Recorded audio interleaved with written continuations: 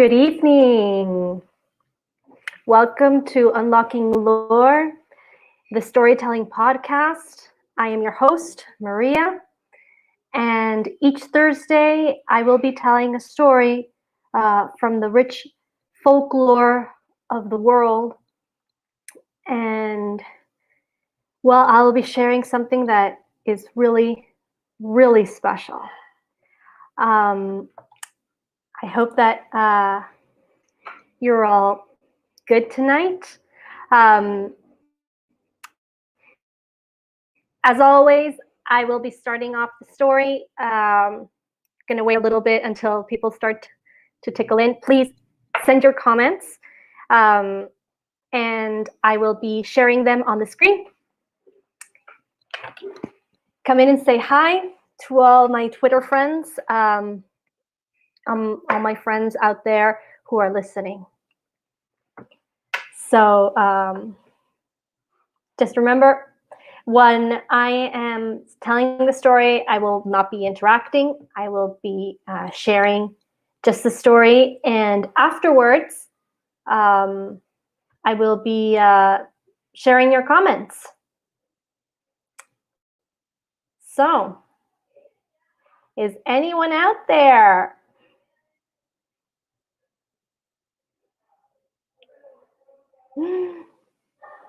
I think everybody is a little bit shy tonight.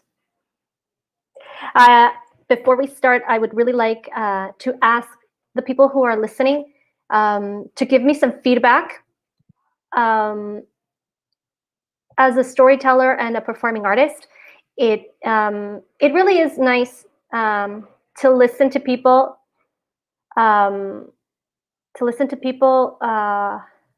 Giving their feedbacks on audio, on video, and hello, this Yagai. I hope I didn't. I hope I didn't destroy your name. I hope I pronounced it okay. Welcome to tonight's tale. I have guests and friends from all over the world. And here is one of them. Hello, Sam. Sam is from Dubai. Good morning, Sam. As always, you're always so supportive. Thank you so much. And oh, Sylvia. Okay. Hi, Sylvia. If you would like to write where you're from, it's really nice to see how many up to where this podcast is getting to. I do have friends from all over the world. Like I said, Sam is from Dubai. I do have friends in Hong Kong, in India, in the States, in Canada, in Peru, which is where I'm living, actually. So I'm just giving a little bit of time. Oh, okay. Hi. You're near me. That's so awesome. Okay. So, well, without any further ado, let's begin the story.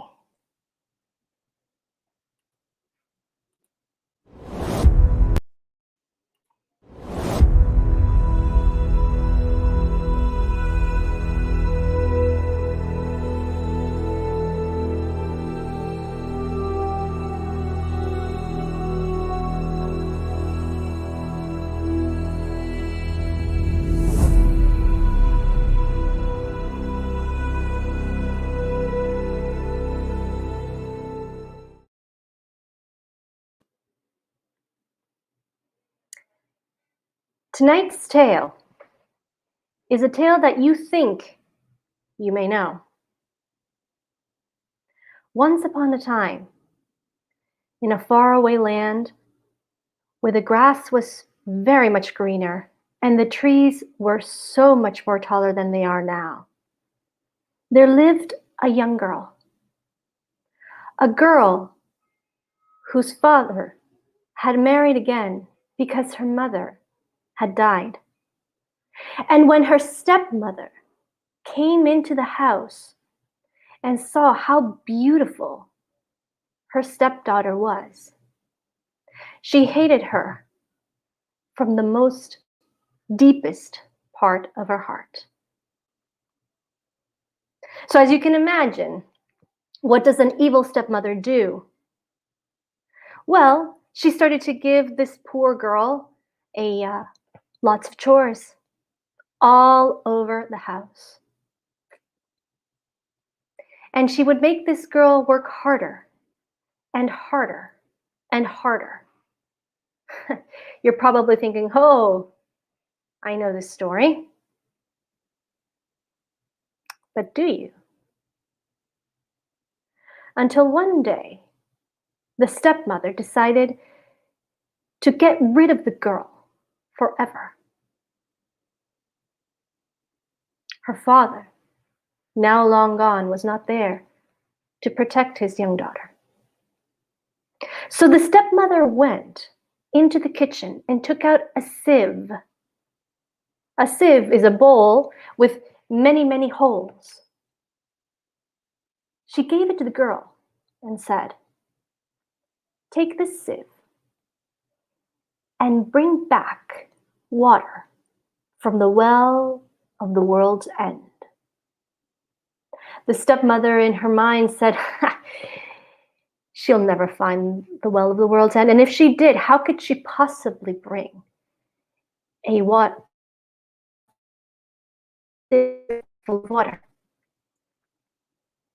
So the girl meekly took that sieve, placed all of her things in a bundle, and went out into the world. And she walked and she walked and she walked and she walked many, many days. She entered a forest. She got out of the forest. She went from this village to that. She came to a crossroad. She decided that she could take anywhere. She went left, nothing. She went right, nothing at all. She went forward until finally, after many days of journey, she met an old woman. A woman who was so old that she was curved over. Her skin was all wrinkled up. Her eyes had a piercing gaze. She looked up at the girl and she said, "May I help you, my dear?" The girl told her that her stepmother had asked her to bring back a sieve full of water from the well of the world's end, but nobody knew where that was. As you can imagine, the old woman told her where it was. The girl thanked her and went on her way. She traveled many miles until finally, at the edge of a cliff, there was the well of the world's end. When she saw the well, the girl was so excited. She ran to it. She saw that it was built up with lots and lots of stones, and it was thick with moss, and the water was crystal clear. She took out the sieve, she put it in the water, and up it went, and of course, all the water came out. She dipped it again, she put it up, and all the water came down. That was what a sieve was for.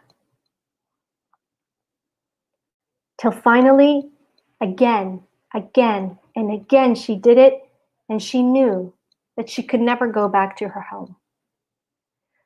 So, desperate and completely alone, she sat down by the well and started to sob. She cried and she cried and she cried and she cried. She cried for her past, for her mother, for her father who had left her. She cried for her situation. She cried for everything. Until she heard a voice. "Why do you cry, my dear?" The girl, startled, she looked up. She looked to one side, nothing. She looked to the other side, nothing. Until she heard the voice at the back of her head. She's saying, "Why are you crying? my dear young maiden, why do you cry? She turned around and she saw a small green frog, not an ugly toad full of warts and that is dry. No. She saw a very bright green, slimy frog. The girl was so shocked she was speechless. Why do you cry? Said the frog for the third time.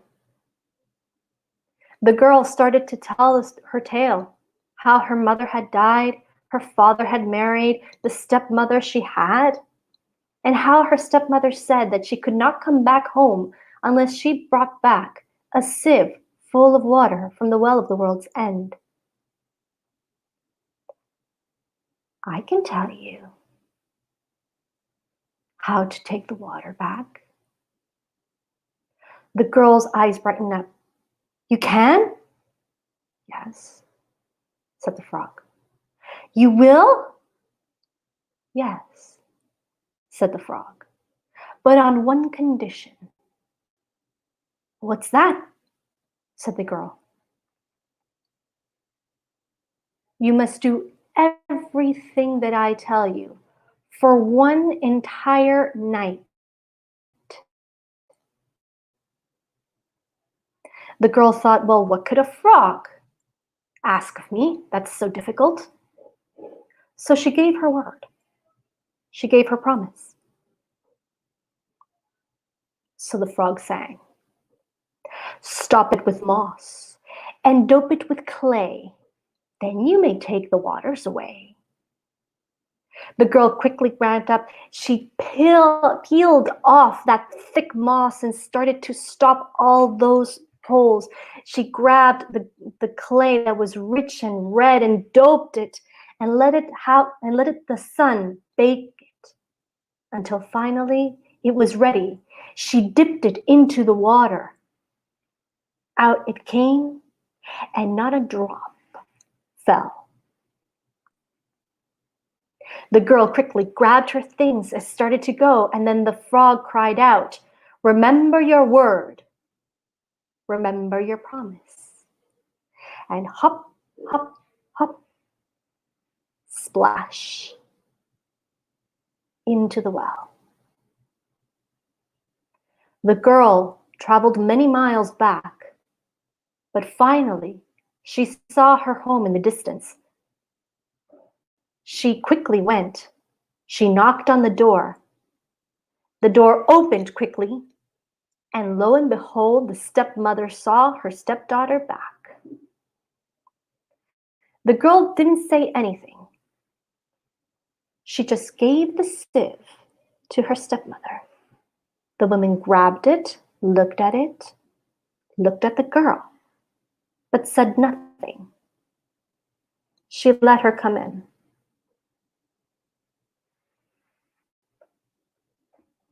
That night, there was a raging storm. Thunder and lightning shook everything. And even though there was so much noise, there came a tock, tock, tock on the door. Low down in the door. The stepmother looked at the girl. They were both sitting in front of the fireplace. And she said, who could it be? Open the door. The girl meekly stood up and opened the door. And as you can imagine, down was the bright green frog. Let me in, my hinny, my heart. Let me in, my darling. Remember the words that you and I spoke at the well of the world's end? The girl was shocked. How could the frog possibly find her? The stepmother was curious to see why her stepdaughter was still there. So she went and saw this whole situation, the girl told her that she had promised to do everything that the frog wanted her to do for an entire night. And the stepmother saw the face of shock and disgust and grossness of the girl. And she said, "Ah, yes. Young girls must keep their promises. Let the frog in." The three sat down in front of the fireplace. It was calm. Until finally, the frog turned around, looked up at the girl, and sang, "Lift me on your knee, my hinny, my heart. Lift me on your knee, my darling. Remember the words that you and I spoke at the well of the world's end." The girl did not want to touch that slimy green frog and put it on her dress. It was disgusting. But the stepmother saw. The stepmother knew. And she said, "Yes, young girls must keep their promises. Lift the frog up."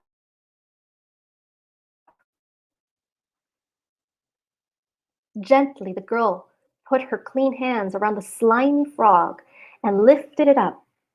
Dangling, the two legs were dripping with water. And she put the frog on her knee. There it sat until it hopped around, looked at the girl, and said, "Give me supper, my hinny, my heart. Give me supper, my darling. Remember the promise that you promised me at the well of the world's end?" Give him to eat from my food, thought the girl. And the stepmother saw. The stepmother knew. And she said, "Yes, young girls must keep their promises. Feed him." The girl gently took a piece of bread, dipped it in milk, and started to give the frog. In.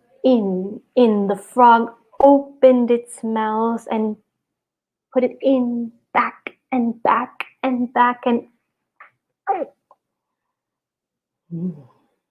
said the frog. Piece by piece by piece, the frog ate until it was finished. It calmed down for a while until he turned around. He looked at the girl and sang, "Take me to bed, my hinny, my heart. Take me to bed, my darling. Remember the words that you and I spoke at the well of the world's end?" Take the frog onto the clean sheets of my own bed. That's impossible, said the young girl. But the stepmother saw. The stepmother knew. And the stepmother said, "Yes, girls must keep their promises. Take the frog to bed." The girl grabbed the frog and went to her room. She placed the frog onto the bed. She started to undress and get into her own sleeping garments. She got into the sheets and she stayed well away from that slimy frog until just before dawn. The frog turned around.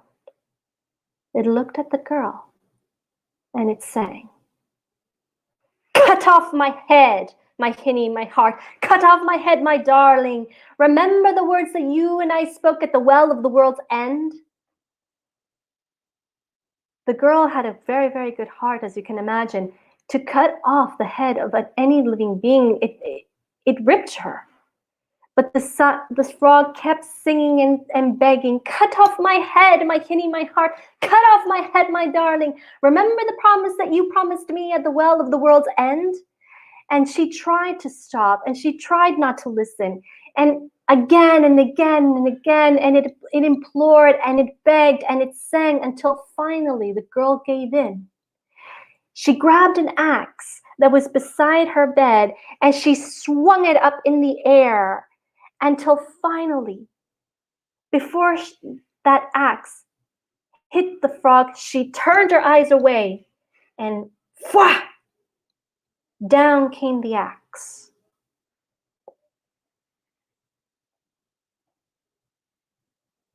Complete silence. When she turned around,